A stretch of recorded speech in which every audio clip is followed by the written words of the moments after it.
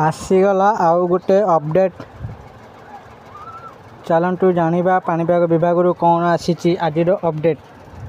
आसंता 13 रे अंडमान छुईब मौसुमी। दक्षिण पूर्व बंगोपसागर रे 13 तारिख बेलू छुईब मौसुमी। दक्षिण अंडमान सागर दक्षिण बंगोपसागर रे किछि अंचल एवं निकोबर द्वीपपुंज अंचल को 13 तारिख बेलू दक्षिण पश्चिम मौसुमी अग्रसर हेबा पई पाग अनुकूल हेउची। एही सूचना देइछि पानीपाग केन्द्र। सेपटे राज्य रे लागी रही काल बैशाखीर प्रभाव 8 तारिख पर्यंत बर्षिब भिजिब ओडिशा। किछि दिन काल बैशाखीर प्रभाव फल टाटीरू निस्तार मिलुवा बेले पुणी राज्य को फेरिब टाटी। 8 तारिख पर टाटी फेरिब बोली सूचना देइछि पानीपाग विभाग। किछि दिन हेब काल बैशाखीर तांडव देखा मिलुछि।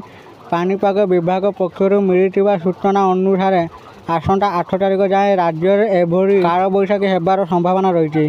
किंतु आहुरी 2 दिन प्रबल वर्षा सह कुआपथर वर्षा हेबार संभावना रही। एथिपाई सतर्कता जारी करा जायछि।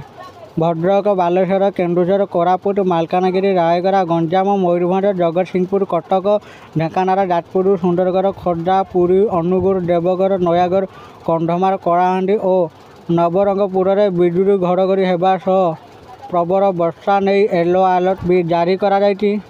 केतेक स्थान में कुआपथर वर्षा हेबार आशंका रही। वर्षा समय पवनर बेग 50-60 किलोमीटर रहिबो। उपकूल ओडिशा सहित नुआपड़ा कलाहांडी रायगड़ा कोरापुट मालकानगिरी नवरंगपुर आदि जिले में किछि स्थान में हालुका और मध्यम धरणर वर्षा हेबार संभावना रही। आशा करुँच आपको यह भिडियोटी निश्चित भाव भल लगे। जब आपको यह भिडियोटी भल लगे दयाकोरी यही भिडियो को लाइक शेयर और कमेंट करूँ। आउ आम चैनल को प्रथम थर आसले आम चैनल को एवं सब्सक्राइब करूँ। धन्यवाद।